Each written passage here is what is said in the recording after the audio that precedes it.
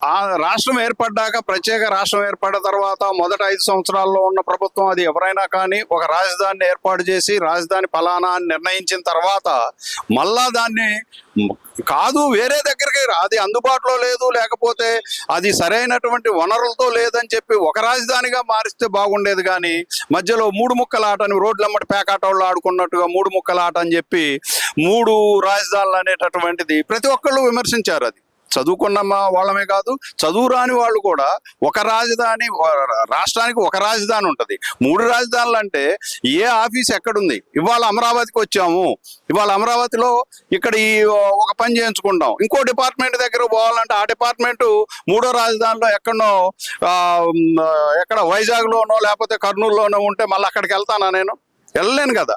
ఇక్కడ రాజధానికి వచ్చినాడు, రాజధానిలో ఒక మంత్రిని కలవటానికి వచ్చినావు, ఆ మంత్రి గారిని కలిసిను, ఇంకో శాఖ మంత్రి గారిని కూడా కలవాలనుకున్నాం అనుకోండి, అక్కడనే పక్కనే ఉన్నటువంటి సెక్రటరియట్లో పక్కనే ఉన్న ఛాంబర్కి పోతాం, మంత్రి గారు లేకపోతే కన్సర్న్ సెక్రటరీకి, చీఫ్ సెక్రటరీకి ఇచ్చిపోతాం అప్లికేషను. కానీ మరి 3 రాజధానులు ఉంటే ఎక్కడ తిరగాలని మేము? ఎంత బాధాకరంగా ఉంటుంది అది.